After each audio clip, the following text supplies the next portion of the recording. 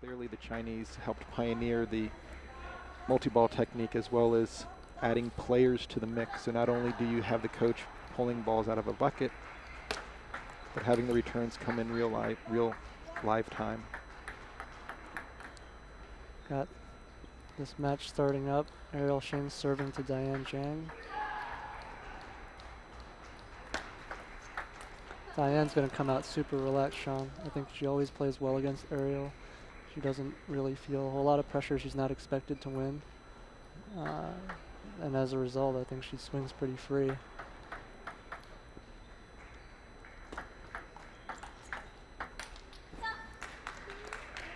You definitely see a lot of aerial strokes in Diane, both playing at the ICC for such a long time during Diane's early development, and clearly a player that she looked up to. And the great thing about this type of event right now for USA Table Tennis, this team, for Diane, this almost is like playing an international match. I mean, having a chance to play the best players. And unfortunately, I think Ariel missed out on that a little bit. Our top women really didn't play so much in the US, or if they did, it was once a year.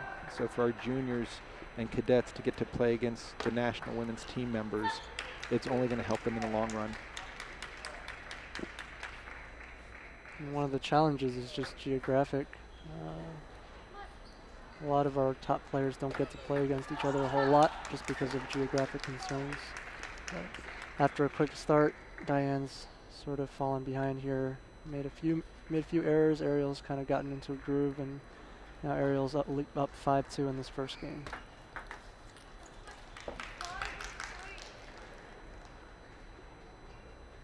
As the tournament goes on, I think that forehand flip is going to land. It's one of our favorite shots. She's very aggressive on that forehand return, so it's always really dangerous to serve to Ariel's short forehand. The one thing I love on that last point, Han, was Ariel's ability off of the net ball to change her timing, get her feet in proper position, and just play a normal shot. She didn't have to do anything crazy because the ball hit the net.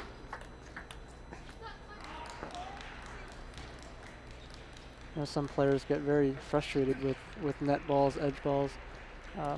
Danny Siemler was talking to me yesterday about, he said, usually it's going to even out. At least you got to think that way because it will keep you balanced during the match. I always felt, Han, as a player, that net balls in many cases were easier than the ball that was coming at you if it pops up. But you have to be ready to stop on a dime. And the later you wait to start your stroke, the easier it is to play a net ball. If you're constantly, like a lot of these young women players are playing quick off the bounce, that's easier said than done. But there are chances to actually win the net balls when they pop up. The edge ball is a little more challenging, especially if it's on a back edge. But clearly, Ariel has things under control right now with very good placement on the serve and serve return. And Diane seems to be just overhitting just a tad. But she needs to. She has to play offensive. She's not going to beat Ariel playing a passive game.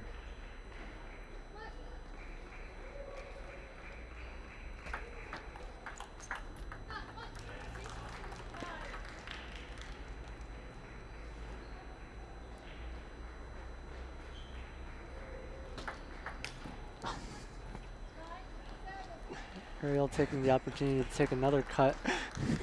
She likes the medium and short ball. She really likes to take her whacks at those, and I think maybe ill-advised, but she's going to start finding a zone sooner or later. And now she's got 3 game points.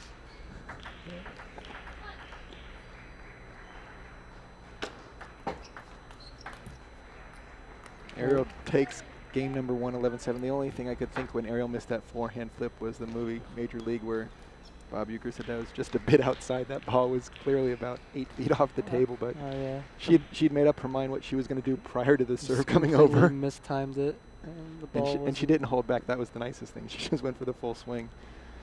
So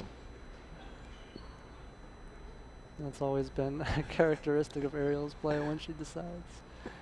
It's going all out, and that's what makes her shots so tough to handle. And that really is what served her so well in London when she played Li Xiaosha, was a lot of the points Ariel had gone into the ball knowing what she had to do, and maybe some of the top European players would have been a little bit more judgmental of what to do or to figure out, and Ariel was so decisive that helped propel her into that great 6-game match, and ultimately she did the best against Li Xiaoxia of anyone in London.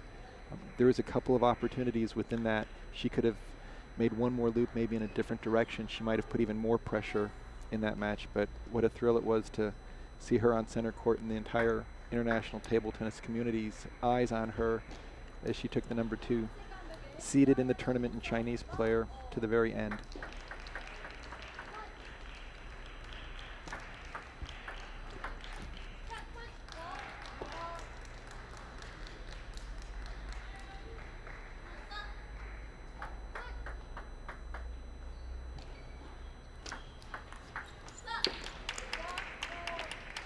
See Ariel, after missing 3 or 4 flips, forehand flips in a row, just taking a little bit off that one, going for placement instead.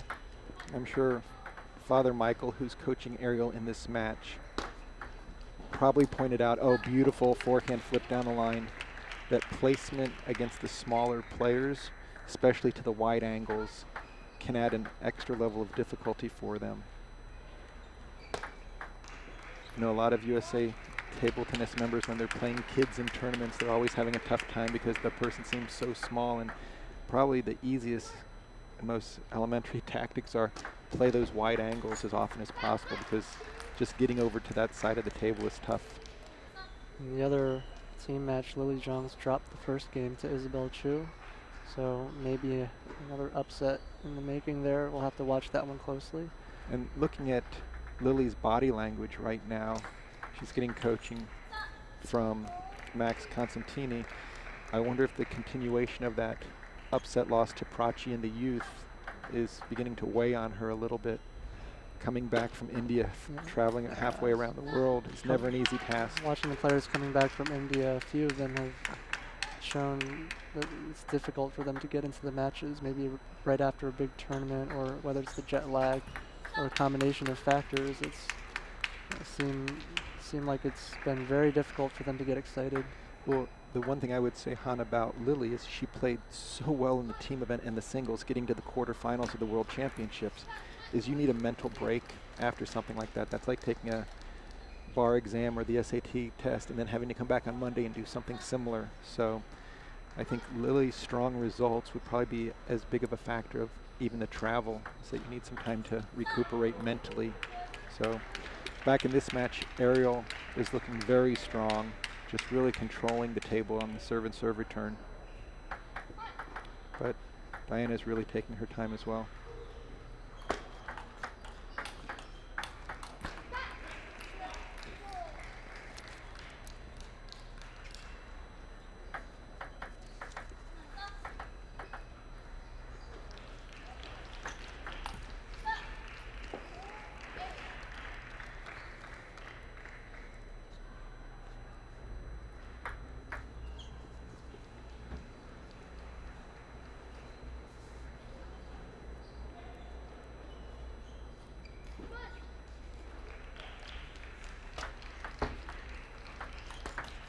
Very nice opening by Ariel.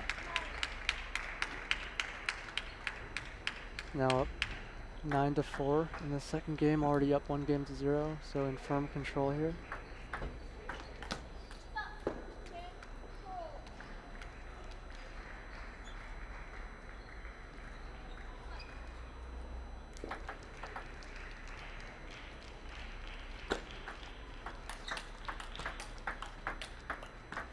Just outstanding play by both players. Ariel a little more comfortable in those fast exchanges, but Diane doing a great job of keeping in the rally as well as extending it.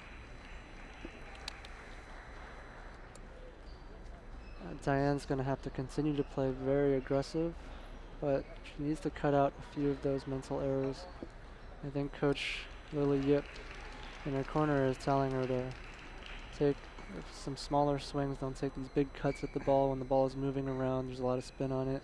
There's no need to go for so much on the first ball, especially because Ariel has a lot of spin on her shots. It's quite deceptive at times.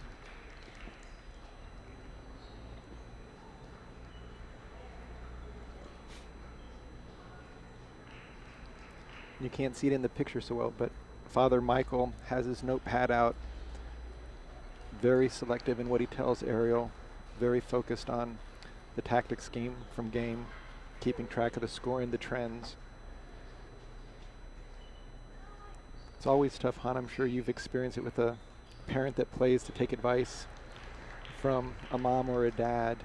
But it really seems like Ariel and her father, Michael, have such a great on-court relationship. I know I always felt nervous getting advice from my parents just because you want to do so well and make them so proud. But yeah. For Ariel, it's almost the reverse. She doesn't feel as comfortable without her father in the corner, and it's improved over the years, but I think there's still a little bit of that. But he probably works as hard as any coach out there. I've seen him at tournaments in the hotel room studying until 1, 2 o'clock early in the morning, coming up with tactics and notes on the day's matches. So. It's really fun when people say, who's Ariel's coach in the Bay Area, and she's worked with virtually every coach and practice partner there, and I always say, well, it's very clear it's her father, because he's the one who's coordinating. He is at every practice. He's making sure that every point has a focus to it and meaning. And that, in my mind, makes Ariel the player that she is that when you watch her in practice, she's just maybe a level and a half above everyone else in her intensity and her focus. Then with her father, just really putting together great, beautiful forehand down the line there by Ariel. Putting together just a great training package. And you're absolutely right, his ability to watch video, and she does have some other people helping with some video analysis now that the beautiful backhand, again, ITTF is so more open and having more tournaments televised on their ITTF channel, ITTV. It's a nice asset to be able to see what the U.S. juniors are doing internationally.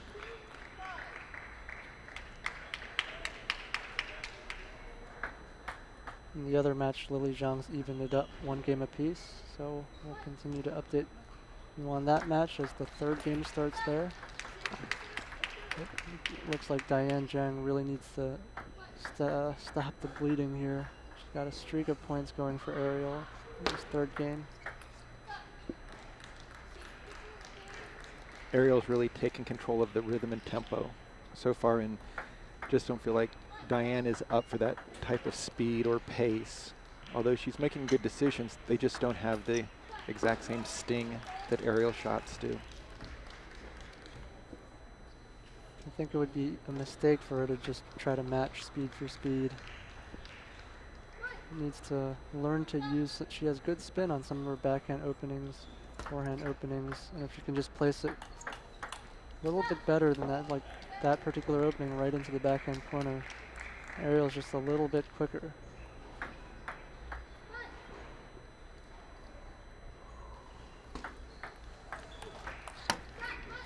Beautiful service return by Ariel, really playing it wide out to the forehand, but unable to cover the opening that it creates in the same direction.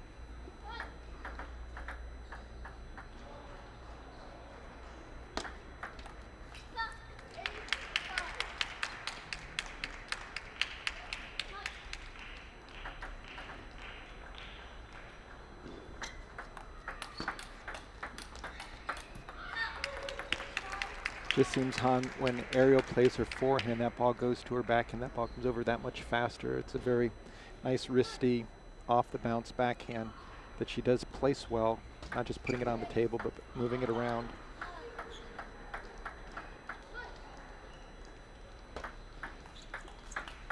Look at that backhand. Yeah. It's just... And one of the things is, as a player, one of the toughest things to learn is to avoid certain patterns against certain players and figuring out what those patterns are that they train most. Ariel's got 5 match points. 1 save by Diane with the... almost a mirror backhand loop off the bounce. And